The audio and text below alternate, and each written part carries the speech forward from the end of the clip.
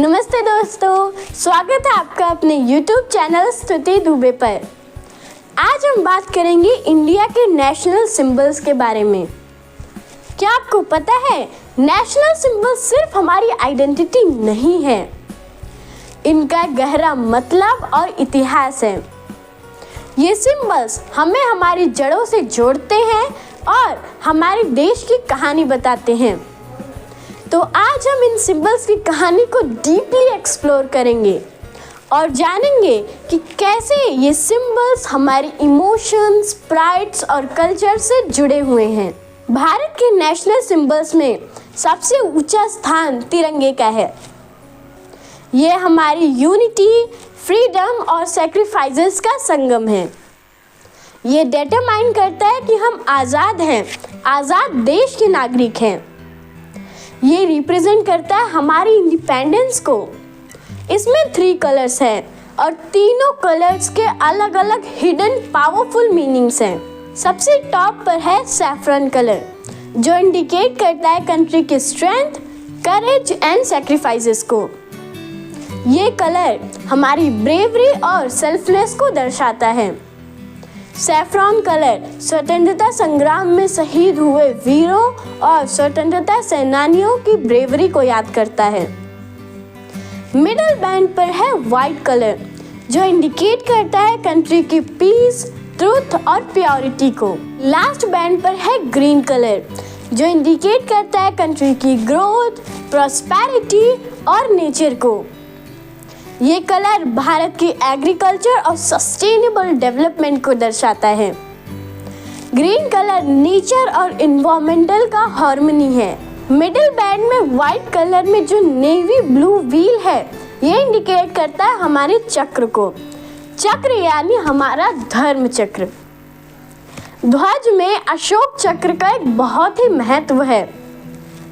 ये सारनाथ में स्थित अशोक पिलर से लिया गया है और ये इंडिकेट करता है लाइफ इज द मूवमेंट।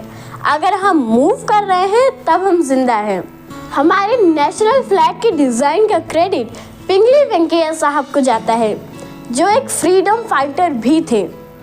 हमारे नेशनल फ्लैग को 22 जुलाई 1947 को आधिकारिक रूप से अडॉप्ट किया गया था और 15 अगस्त 1947 को स्वतंत्रता संग्राम में पहली बार लहराया गया था।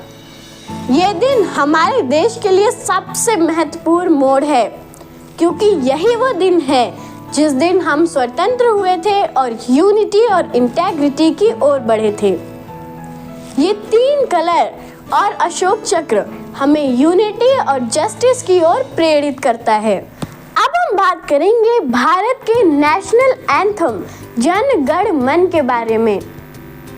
ये गान हमारे देश के प्रियोरिटिज्म, यूनिटी और प्राइड को दर्शाता है। जन गण मन को भारत के महान पोएट रविन्द्रनाथ टैगोर ने 1911 में लिखा और खुद ही कंपोज किया। इसे इंडियन नेशनल कांग्रेस के कोलकाता अधिवेशन में पहली बार गाया गया था और 24 जनवरी 1950 में इसे ऑफिशियली नेशनल एंथम के रूप में अडॉप्ट किया गया था। ये गान यूनिटी इन डाइवर्सिटी का एक सिंबल है। जन गण मन भारत की ज्योग्राफी, कल्चर और स्पिरिट को जोड़ के रखता है। It reflect to the strength, respect and pride of our nation. Janagana Mana का हर शब्द हमें ये याद दिलाता है कि हम एक महान देश के नागरिक हैं। इसे गाने में 52 सेकंड्स लगते हैं।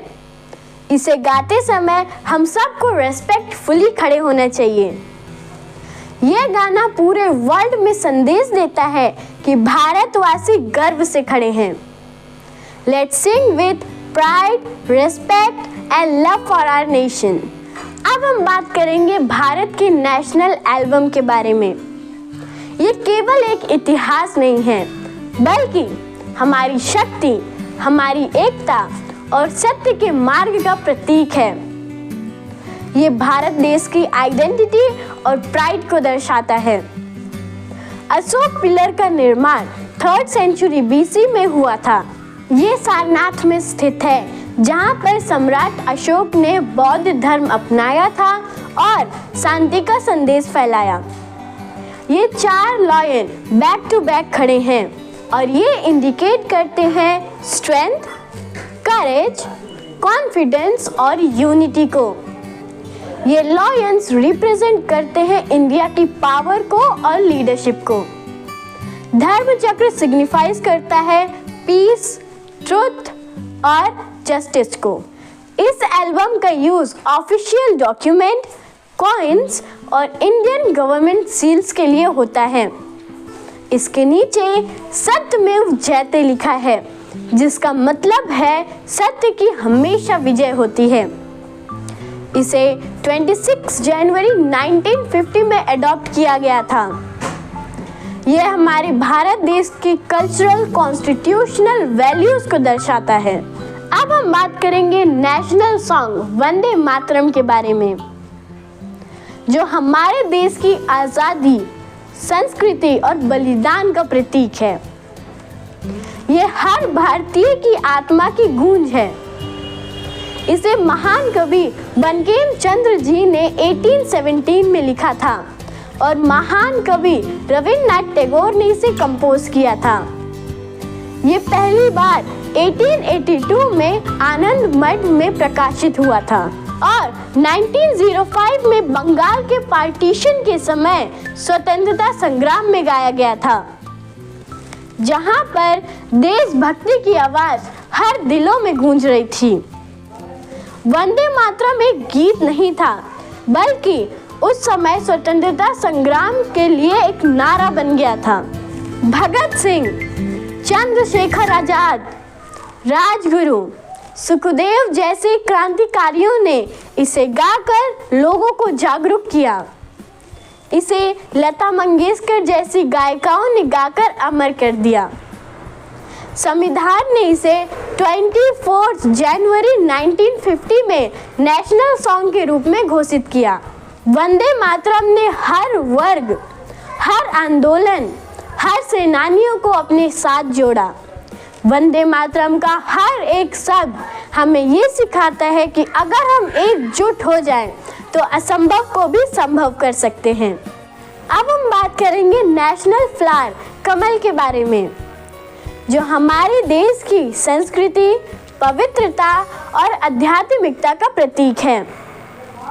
ये हमारे देश का राष्ट्रीय फूल है, क्योंकि ये प्योरिटी और ब्यूटी का प्रतीक है। ये पानी में उगता है, लेकिन फिर भी हमेशा क्लीन और ब्यूटीफुल रहता है।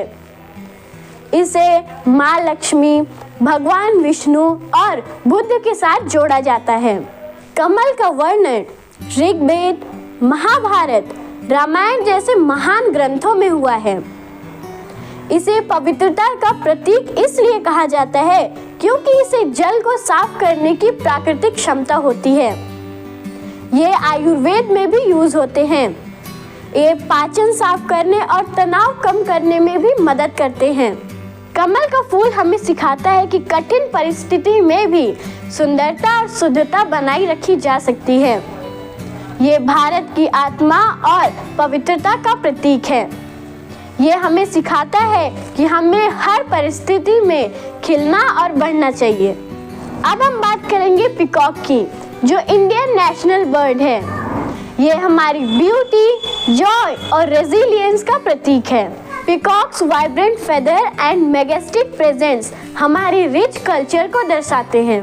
जहाँ पर भी ये होता है, वहाँ पर ऑरा ऑफ ग्रेटनेस का एहसास होता है, एक सिंबल ऑफ एलिगेंस। अब हम बात करेंगे नेशनल एनिमल टाइगर के बारे में। हमारा राष्ट्र पशु द रॉयल बंगाल टाइगर को दुनिया एडमायर करती है। ये सिर्फ एक जानवर नहीं है, बल्कि हमारी स्ट्रेंथ और कॉन्फिडेंस का प्रतीक है। टाइगर की ताकत हमें सिखाती है कि हर मुश्किल में हमें फियरलेस रहना चाहिए, और आज ये एक इंडेंजर्ड स्पीशीज के लिस्ट में है। ये हमें याद दिलाता है कि हमें हमारे एनवायरनमेंट की रक्षा करनी चाहिए।